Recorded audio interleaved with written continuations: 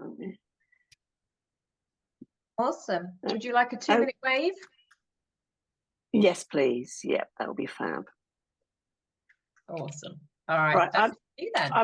I'm not going to move these along like normal slides, because every time I try and do that, we end up losing connection. So we're going to leave them as they are, and we'll just have to cope with it. But I know that last time I tried to do it, we ended up having connection problems. So this is basically about all of us, because you've just asked the question, which is perfectly to my presentation today. Why did we go into business?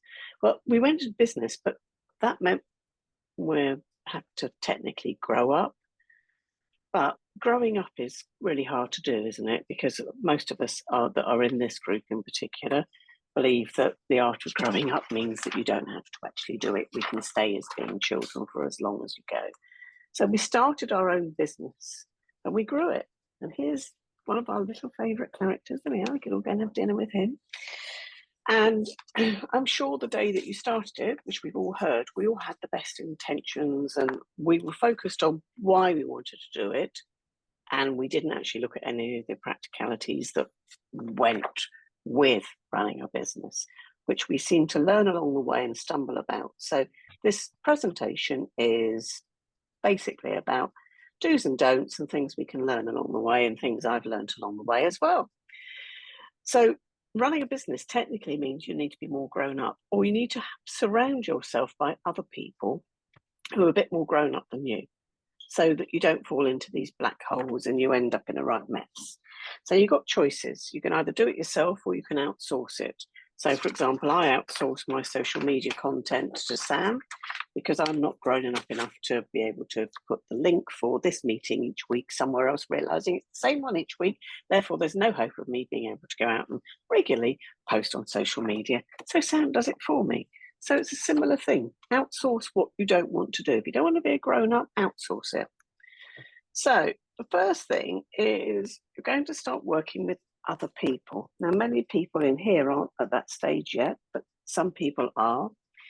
So when you start working with another person, you need to be very clear as to what you're doing with that person.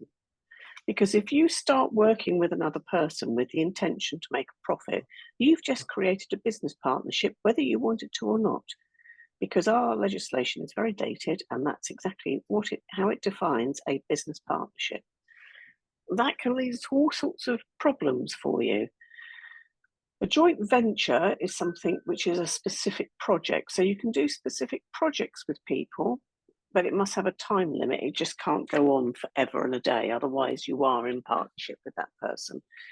And yeah, if I've listed them out here so you can have a quick look at it, but I really would recommend that if you are going to start working with somebody, you work out, to get this a bit like getting married, work out what the exit strategy is going to be before you get in there.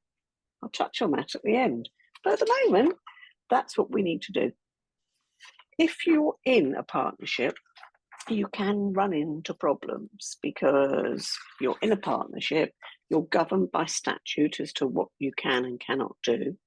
And you're not only governed by statute of things you can or cannot do, but if your business partner dies and you haven't put anything in place, then you're governed by statute as to what happens when that person dies, as to how the asset of that partnership is dealt with. And that is entering into a massive black hole. So when you say you're going into a partnership with someone and you're going to work with someone, there's so many things that you need to look at. One is partnership agreement. If it's a partnership, shareholders agreement, if you go down the limited company route.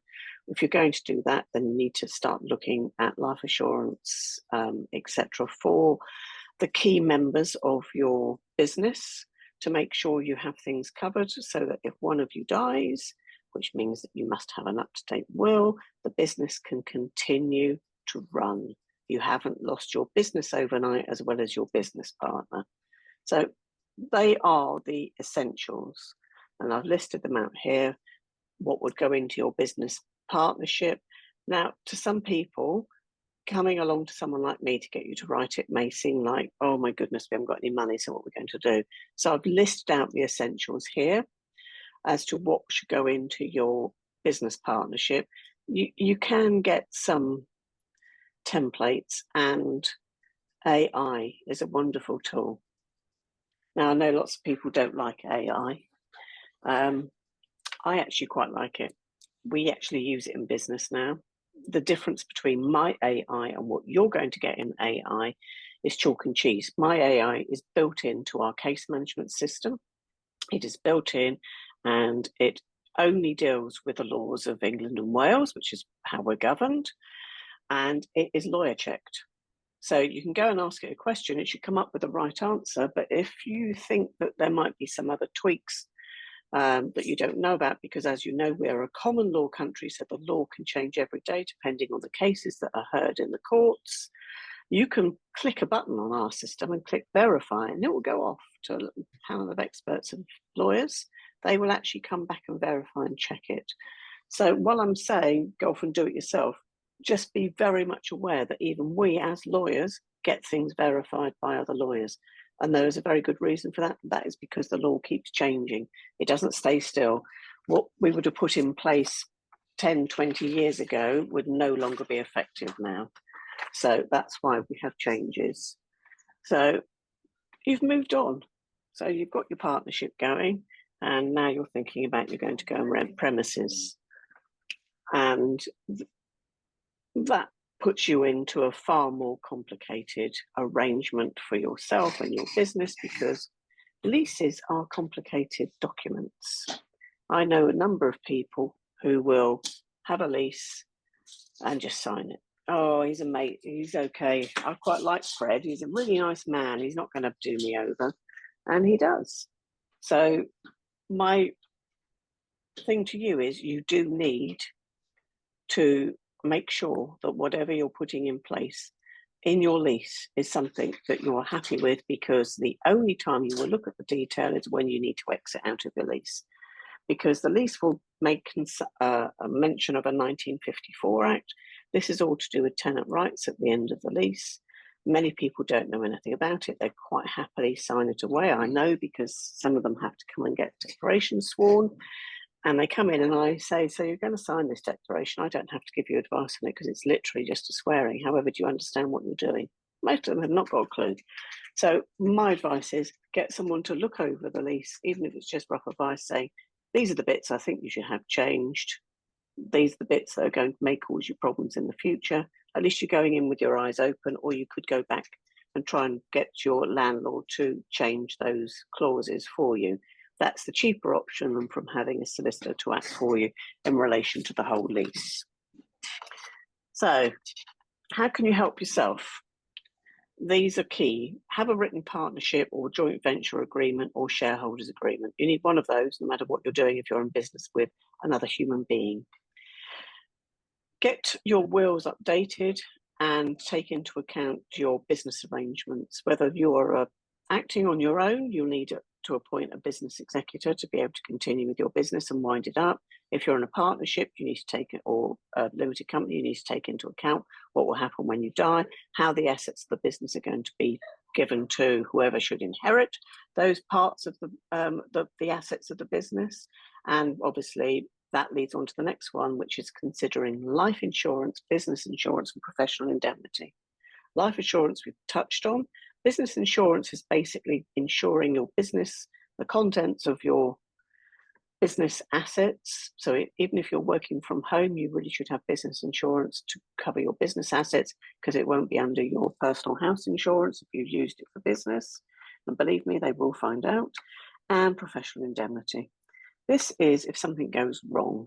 If you're giving advice to another person, something goes wrong, you should have professional indemnity to help you and also cover any costs that that person may want to recover from you. Then you need to get some terms and conditions for business in place. These set out the ground rules, what you're going to say. So basically you're saying, this is how I do business. Do you want to have a go? This is what you're going to have to sign. And that works really well. We've already touched on leases. And lastly, but by no means least, we touch on employment. If you employ anyone, you must have an employment contract in place. It's no good saying, oh, that'll be fine. Come along, I'll pay you a few pounds, do this, that, and the other. That doesn't work. You've got to have policies in place, you've got to have health and safety policies and look at health and safety, and you have to have lots of other policies in place. So if, for example, it's not just my legal services now, there's many practices now who have dealings with money, therefore you need money laundering, you need GDPR, look at your intellectual property. If you've got something that's specific to you, then you need to get that protected, so someone can't just walk off with your areas that of practice that you've raised with your name, and they could just use your brand just like that. And there are people that have had those issues.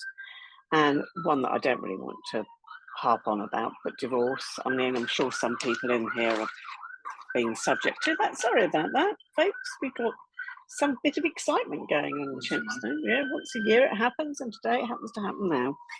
But yes, so divorce, if you get divorced, your business will be valued. If you're in partnership with someone else, you need to have that discussion with them in order to ensure that they have their assets protected from the business and you have your assets sorted.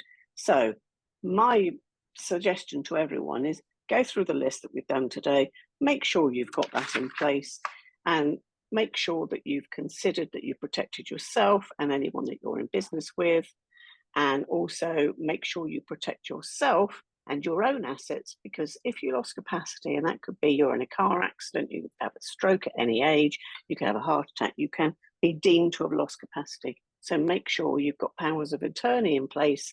So again, someone can take over, run the business on your behalf, sign all the legal documents that need to be signed on your behalf until you get better and you regain control of your business. So basically, this is a bit of a grown-up's guide of what you should do if you're running a business. And last but no least, think of an exit route. You went into business for a reason, very much a reason. However, don't get stuck in it.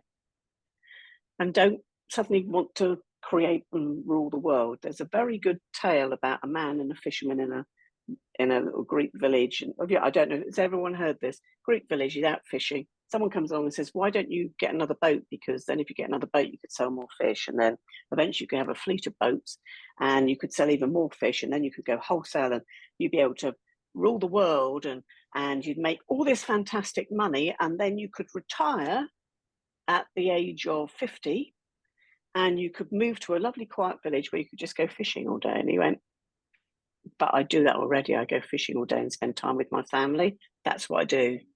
So don't get buried in trying to grow your business.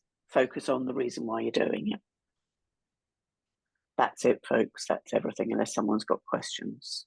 Lovely. Thank you, Jane. Really helpful. So I've got a question which actually relates to Sam, like social media Sam, because he obviously has a business where he does things like white labeling. So where does that fall in terms of, is that a partnership, is that a joint venture, or is that a supplier type agreement? When he does his white labeling, I believe it's a contract between him and someone who is in effect a supplier of his services, which is then on sold. So they would make contact with Sam. Sam would then provide the service. So he is a service provider to those particular people with a white label brand on it. That's quite simple. That works quite well, and lots of companies do it. Because I know a few people who operate in that sort of way. So I just wanted to understand, is a kind of, at what point is it when it kind of starts splitting profit that it effectively becomes a partner? No, yeah, if you're splitting profit, if it's not, and he's a service provider and it's on specific terms, then you're not technically in business together to create that profit. You're providing a service, the same as my CRM company provides me with a service. I pay them for that service. That's completely different. I'm not in business with them. I'm receiving a service. So that's how that works. He's providing a service to the company, who then white labels it and then on sells it to someone else, which is how it works. And it works in lots of, I know someone that does it actually in food marketing. So she's a food marketing human. Matt knows her very well. And she acts as basically their PR for their particular products, but she does it for lots of different companies now. So in fact, she's white labeled herself and puts herself out to be their PR person. Because believe it or not, there's some quite large food companies out there that can't afford to have someone sat in an office just doing that full time. Cool. Any other questions? Nancy, did you have something you wanted to ask, darling? Yeah.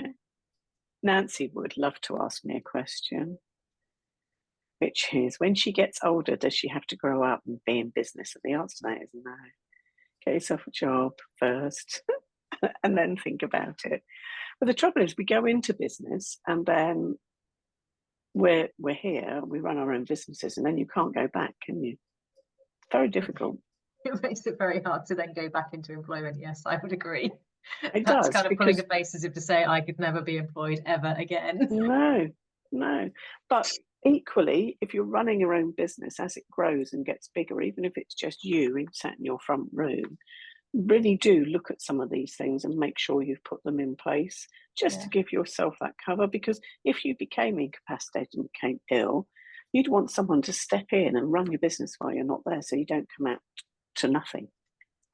And that's what some people do. And that's not just medical cover to give you a payment when you come out. That's having someone that you trust that says, I just want you to be my attorney for that period of time. If this happened to me, I trust you to help run my business while I'm not here.